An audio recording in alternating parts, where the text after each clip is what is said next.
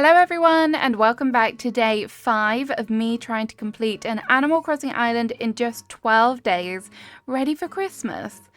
Is it going to happen? No. Am I very stressed? Yes.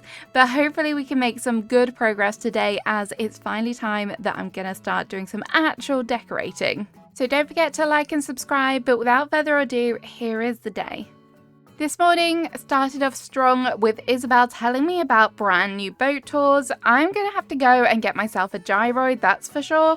My DIY bottle was very conveniently placed outside of my home. This time it was actually something I will use. It was a wooden toolbox. I found Kix chilling out on the plaza, but honestly I wasn't impressed by the things he was offering.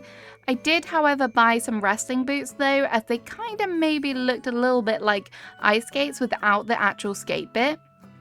The offerings in Nook's Cranny weren't great either, but I did some shopping still, of course. Then it was time to visit Cap'n on the dock. I enjoyed a lovely sail through the ocean, listening to his singing.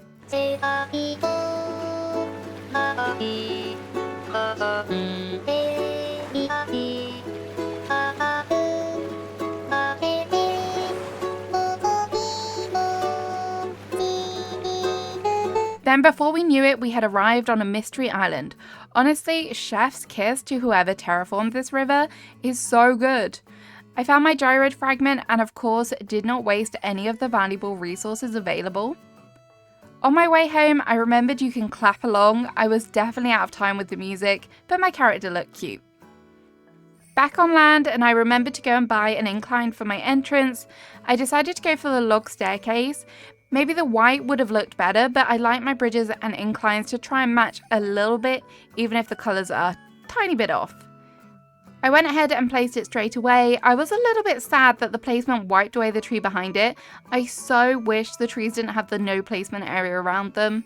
I then did yet more custom design shopping. I found this super cute frosty path, which hopefully should match the snow on the ground a little bit better and will look good over dirt paths. The other path just still was a no for me.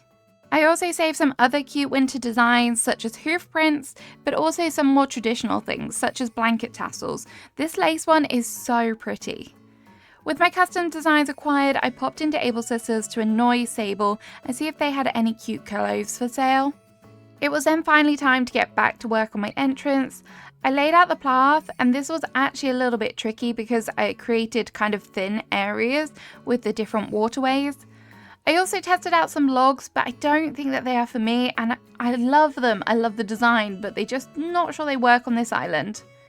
With the path complete, it was time to get back to cliff decorating and building. I may have got a little bit carried away, but I did decide that I want to create a little platform over here, maybe for a house and maybe a little bit of a build, just so that the front half of the island doesn't feel so flat, because at the moment it does. I did some work on the waterfalls as I felt I wanted the water source to loop round, and for the top layer it needed to be a little bit bigger, so I made that adjustment and then managed to get a cute little corner river in there. Or stream. It should probably be a stream. I then added some items to the entrance, including decayed trees.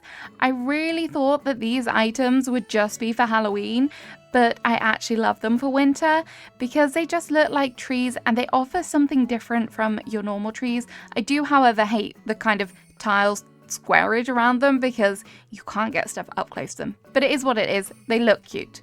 And of course, I placed lots of flowers and some bushes.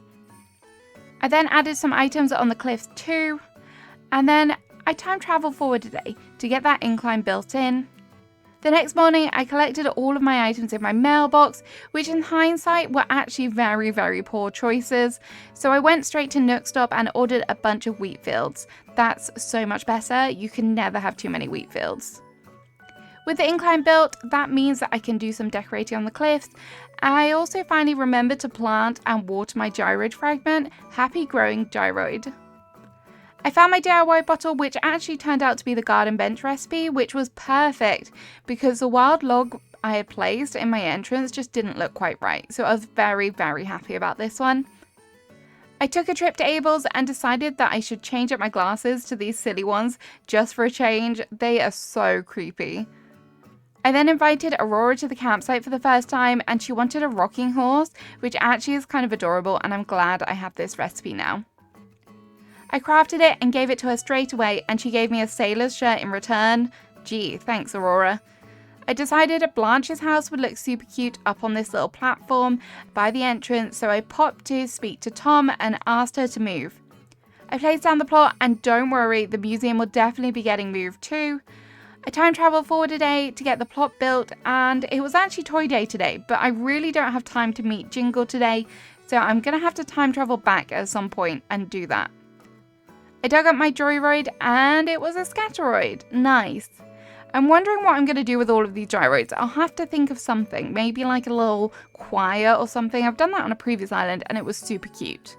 I decided a good way to make some progress would be to decorate Blanche's yard, so I went ahead and put down loads of snow path. I thought that this would be cute to have like a little campfire area, maybe something out front, and then I wasn't sure what to put here, and then I remembered I had saved the Snow Angel code, which is one of my favorite wintry codes. I don't know if I've said this before, but I do try and include it on a lot of my winter islands.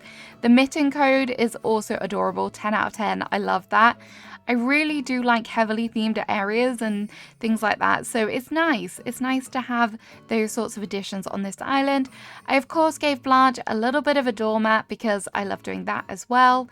And then I kind of stumbled a little bit. I was like, what am I going to do here? So I did just decide to add in some more snow.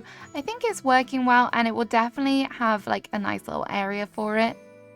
With the snow complete, I did add a few cobblestones, but I didn't really like these ones that I saved, so they will change later, and you may notice that. Lots of bushes in this area, and I decided to make good use of that scatteroid that I had picked up because it's just so cute. I did custom design it. It didn't come that color, but I think this worked a lot better. And then just lots of natural stuff on the edges, so flowers and stuff. And then I added in the wild log bench that I picked up earlier from where I replaced it with the garden bench, and then just some bottles, a little campfire, just something outside of her home. I can't go to town because I don't have loads of items, but I'm just trying to make use of the items that I do have, and I definitely think it's me to try and fit as much foliage in as well, so it doesn't look too bad. As you can see, the stepping stones have changed. I do think those are just a little bit of a better option. With Blanche's yard complete, I moved forward a day. Nook's Cranny finally had a garbage can for sale, which means I can throw away all of those flowers I no longer want. I also remembered that I wanted to move the museum, so I went ahead and grabbed the moving kit. I placed it right out of the way at the back of the island. I may have to move this again. I also invited Aurora to the campsite again. This time she wanted a grass standee, another DIY I didn't have, so I was quite grateful for this, and I think it could actually be nice to decorate with, customized of course. I gifted her the standee, and she gifted me a balloon hat. Her choices of gifts are definitely questionable. I then did some more work on some pathing out of the entrance and to the rest of the island. I did this one down to the beach, but I'm definitely not decorating my beaches, FYI. Before we end the day, I thought you might want to see what work I've done on the entrance and Blanche's house, because I kind of whizzed through everything in these videos. So this is the entrance. As you can see, there is some trees there now and they're looking pretty full. I'm quite happy with it. It's not like over the top, but it's quite nice. And I'm just waiting for some more trees to grow in at the back now, I think. That would definitely help fill it out a bit. And then here is Blanche's area. I think it's kind of cute. It's definitely, again, not over the top. A lot of this island may end up being pretty simple, but I'm okay with that. Cluttercore is fun, but that is something that I do all of the time. So I just still hope that my kind of signature style comes through still. So that's the end of the day. From me and Blanche's tail feathers, I honestly don't know what she's doing right now. She might be twerking for you. If it is, take it as a compliment. But yes, end of day 5. I'll see you again tomorrow for day 6, which is officially halfway through. And I am definitely no way near halfway done with this island. Help.